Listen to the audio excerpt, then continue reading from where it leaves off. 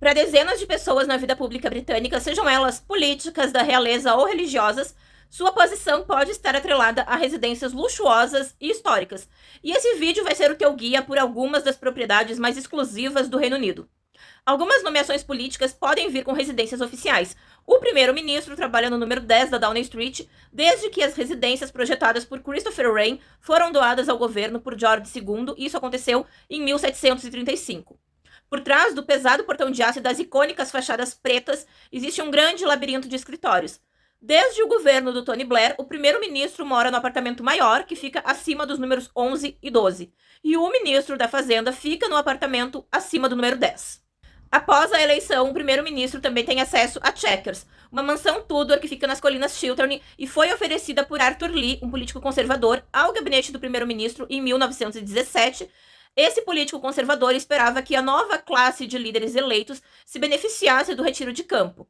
O chanceler tem um retiro campestre de Downing Wood, uma mansão tombada como patrimônio histórico, a Chevenix House, uma mansão paladiana de 15 quartos em Kent, administrada por um conselho de curadores, é concedida pelo primeiro-ministro como uma residência ministerial de cortesia, geralmente oferecida ao secretário de Relações Exteriores. Embora David Lammy não seja mais o secretário de Relações Exteriores, acredita-se que ele tenha mantido o número 1 da Carlton Gardens, uma residência com vista para o The Mall. A residência é usada com mais frequência para hospedar dignatários estrangeiros ou realizar coletivas de imprensa conjuntas. Há 3 apartamentos na Admiralty House e um prédio de tijolos de 4 andares que fica de frente para o Horse Guards Parade e foi construído no final do século XVIII a pedido de Richard Howe, um visconde e almirante da frota, e tornou-se a residência oficial do primeiro Lorde do Almirantado, o chefe político da Marinha Real, até que o cargo foi abolido em 1964.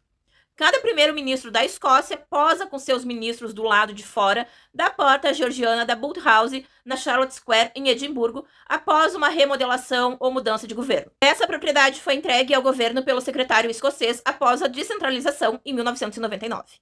O primeiro-ministro tem aposentos privados e um pequeno escritório nesse prédio que foi projetado por Robert Adam e pertence ao National Trust, que aluga para o governo escocês. Já o castelo de Hillsborough, uma mansão imponente que fica ao sul de Belfast, é tanto a residência oficial do secretário da Irlanda do Norte, quanto uma residência real. Foram adicionados vidros à prova de balas, postos de guarda e um heliporto durante o conflito da Irlanda do Norte. A casa do presidente da Câmara, uma das residências mais requintadas do Palácio de Westminster, é a residência oficial do presidente da Câmara dos Comuns desde 1795. Seus aposentos ficam dentro das 2 torres na extremidade norte da margem do rio. O número 2 da Parliament Street é a residência oficial do sargento de armas, responsável por manter a ordem na Câmara dos Comuns, enquanto o número 3 é a residência tradicional do secretário da Câmara dos Comuns. Já na Hill Street, em Mayfair, fica a Garden House, a residência oficial do secretário-geral da Commonwealth. Enquanto isso, os primeiros ministros galês e norte-irlandês não têm residências oficiais. A Igreja da Inglaterra também oferece muitos benefícios. O Palácio de Lambeth é a residência oficial do arcebispo de Canterbury. Ele fica na margem do rio Tâmisa, em frente ao Palácio de Westminster. O arcebispo também tem acesso ao Palácio do Arcebispo, também chamado de Palácio Antigo, que era a residência principal desse cargo antes de 1660 e agora é compartilhado com o bispo de Dover. Vários outros membros sêniores do clero da Igreja da Inglaterra recebem residências particulares que são consideradas necessárias para o melhor desempenho de suas funções. Entre os mais impressionantes está o Palácio de Wells, a residência do bispo de Bath e Wells. O edifício de 800 anos foi atualizado e ampliado ao longo dos séculos, mas ele ainda permanece no terreno da licença original da coroa, que foi concedida pelo rei John em 1207. Ele é cercado por um fosso de água e impressionantes muralhas, e assim os bispos conseguiam afastar quaisquer visitantes indesejados. As altas janelas da capela apresentam vitrais resgatados das igrejas que foram danificadas ou abandonadas durante a Revolução Francesa. Do outro lado da Catedral de Wells fica o Vicar's Close, uma rua residencial construída para os membros do coro dos vigários da catedral. Antes do século XIV, os membros do coro moravam em áreas mais populosas, mas preocupados que isso permitisse sucumbir à tentação mundana, em 1348 foi estabelecida uma moradia separada. Essa rua é estreita, de casas de pedra e chaminés altas. Vicar's Close é considerada a rua medieval intacta mais antiga da Europa, ainda usada para seu propósito original de criação.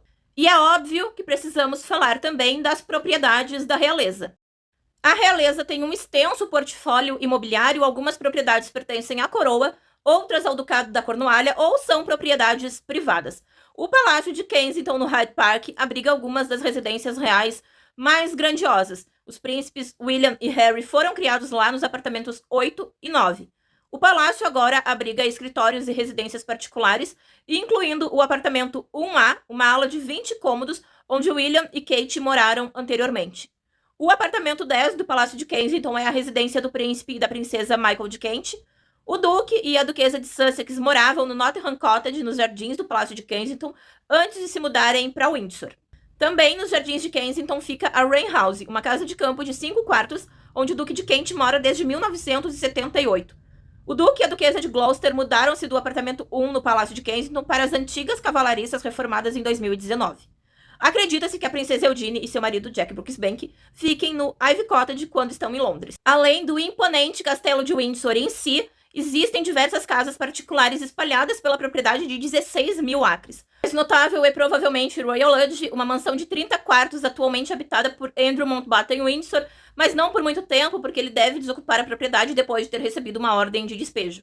A propriedade foi anteriormente a residência da rainha-mãe, que faleceu em 2002. Avaliada em cerca de 30 milhões de libras, inclui uma capela e chalés em seus extensos terrenos. Frogmore Cottage foi um presente de casamento da falecida rainha Elizabeth II para o duque e a duquesa de Sussex.